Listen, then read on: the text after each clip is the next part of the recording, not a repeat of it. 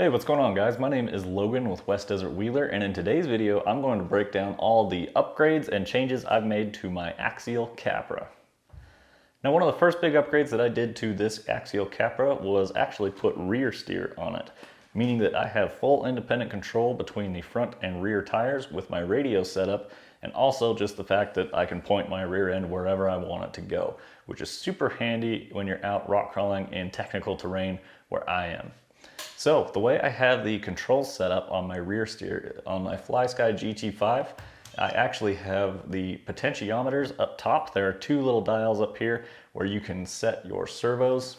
Right, so on my controller, as you guys can see from the view from above, standard steering up front, and then on the rear, I can go ahead and steer with the little dials on top of the controller. So what's awesome about this is if I want my rear tires to sit all the way left, I can leave it there and then continue to drive and do what I need up front while my tires stay left in the rear, or any amount of angle. I can put it on just a slight right-hand turn and again, do whatever I want up front. And then of course I can do all of the different features that most controllers will allow you to do. I just have to set them manually with my driving. Now, I plan on making a full video on how to rear steer swap your Axial Capra. That will be a separate video, so if you guys want to see that, be sure to drop a comment below and let me know you want to see that video. So I bought the Axial Capra in an RTR form, which means that I had all the stock factory electronics as well as the dig servo already installed. I never locked that out or anything. I did have a few times where the servo died on me, but I have since replaced it. And once you get your endpoints set correctly, they really are pretty reliable and they last a long time. This one's probably going on 8 months or so without a single issue. So what kind of electronics am I running in the Axial Capra? I've got a Hobbywing 1080 ESC as well as a Tekin 35 turn HD brushed motor. So this is not brushless as of yet. It may happen in the future, but right now it is currently a brushed motor setup. The ESC is very affordable. I think it's around 40 bucks. And then the motor was a little bit on the nicer side for a brush motor. I think it's around $55 or so. However, this thing has gone through a Bomber, an SCX 10.2 before it's been into my Capra for the last year or so. So this thing has really paid itself off. It's done excellent, and I have no plans of changing it right now. One of the best parts about the Tekin HD motor is the strong magnets in it. So if I have it sitting on a steep angle, it does not like to roll. It will hold all four tires in place on very steep angles. It really helps out in some of my rock crawling scenarios. So after about 8 months of driving the RTR Axial Capra, I decided that it needed a full refresh with new plastics, which I went ahead and painted the silver and yellow combination. I like how it turned out. It was my first two-tone paint job on a Lexan plastic, so not too bad. I had a lot of fun doing it. The other upgrade that I did at that point in time was I changed from 1.9 beadlocks with 4.75 1.9 tires, and I changed those out to 2.2 inch wheels with 2.2 inch tires that are a 5.19 inch tall tire. I believe these are the Putbull Braven tires. At that point in time, I had the dual stage foams in the 1.9 tires, and I just traded straight across those 1.9 foams.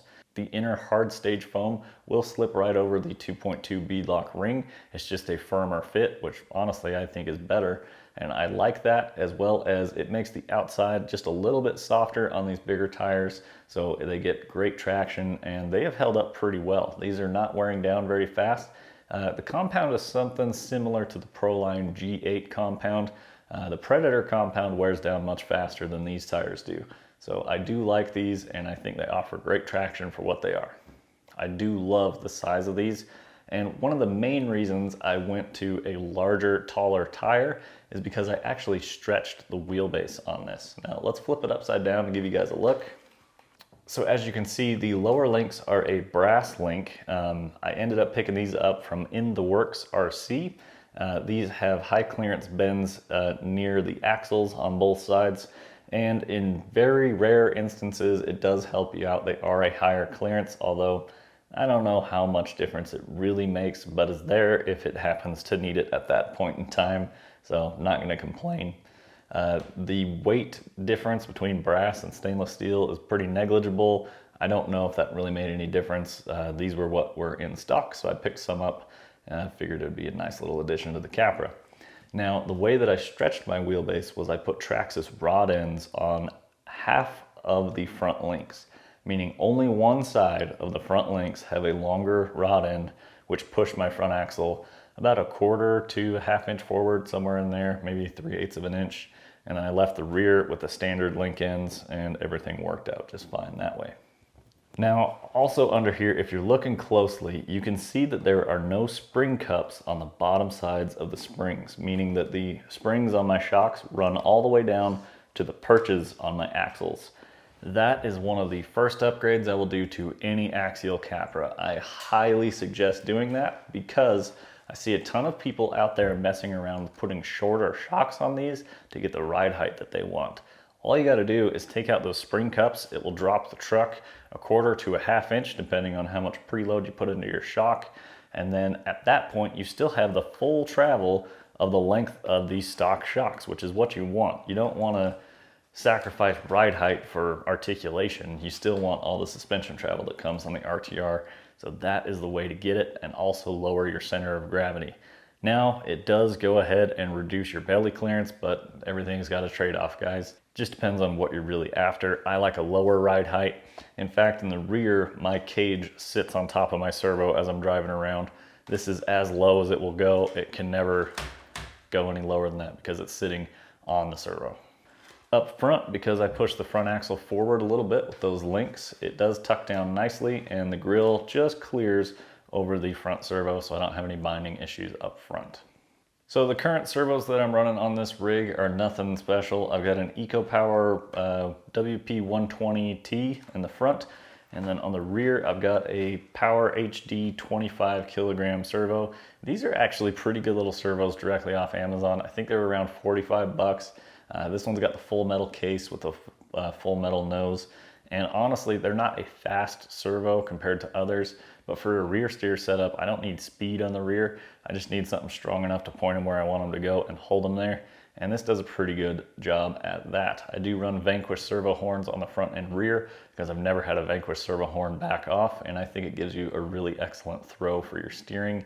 I really like the Vanquish servo horns for sure. Currently, no overdrive setup in this right now. I'm thinking about getting some overdrive gears for the portal axles, probably do something close to 20 to 30%. I don't want to go crazy with it, but there are times where I take it out to the competitions and I think a overdrive would be beneficial. The RTR headlights ended up dying on me, so I just removed those. The LED light bar still does work, but I don't plug it into my radio in the back unless it's nighttime. Because this thing greatly reduces my battery runtime. The batteries I run are 1300 milliamp 3S battery packs. They fit pretty snug down in there. You can get bigger, better batteries for the Capras, but I love how fast those battery packs charge. So I just grab 2 or 3 of them, and depending on how long I want to go wheel, I'll just swap them out as I go. They usually give me about 45 minutes to an hour runtime with the Axial Capra. And lastly, the final electronics upgrade that I added to this Axial Capra was a Castle BEC. So I actually cut the leads on the input battery plug that go directly to the BEC. If you guys have ever noticed a little green light on the lower part of my side panel down here, that is my BEC. I zip tied it to the cage right next to the door to keep it out of the way from on any of the gears or drive lines in there. So I do have a little green light that'll appear on the side of the cage there. That is my Castle BEC. What that does is it adds extra power directly to the radio. It bypasses your ESC and it forces power in there, because I was having power issues between running 2 full-size servos and the Tekin 35 turn HD motor. So it would basically die out on me. I'd get it bound up with all 4 wheels trying to steer in a steep wall canyon and trying to punch it through a tight spot that it didn't belong, and the rig would just die out on me. I could go full throttle and the lights would go dim and it just brrr. So I added that, and that's pretty much solved my issues. I didn't even get into the Castle plug and change any of the settings. I just directly wired it up and it seemed to be working just fine since then.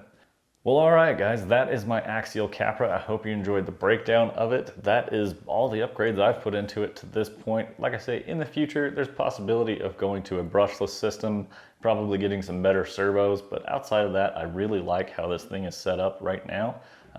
I may change wheels and tires at some point. Everything's subject to change depending on my mood, but I'm really liking how this rig performs as is. For the competitions, you will see me switch out the wheels and tires on occasion to the 1.9s, just so that I'm legal in the classes that I'm running. However, with the 2.2-inch wheels, if I find an unlimited class, I do prefer to run it in this setup. One final upgrade, sometimes I run them, sometimes I take them off, are 8mm hex spacers. They're little brass drive spacers, and I can't remember the brand that sells them. I think it's Samix RC makes those, and they're just a wider hex that the wheel and tire mount to, and they just use the standard axle shaft, so they're not too wide, nothing too crazy, but it does give you just a little bit of added width on these Axial Capra axles. Makes it a little more stable when climbing around on the rocks. My name's Logan with West Desert Wheeler. Be sure to follow me on Instagram. Drop a comment below if you want to see a how to rear steer your Axial Capra video. I greatly appreciate your guys' time. We will see you in the next one.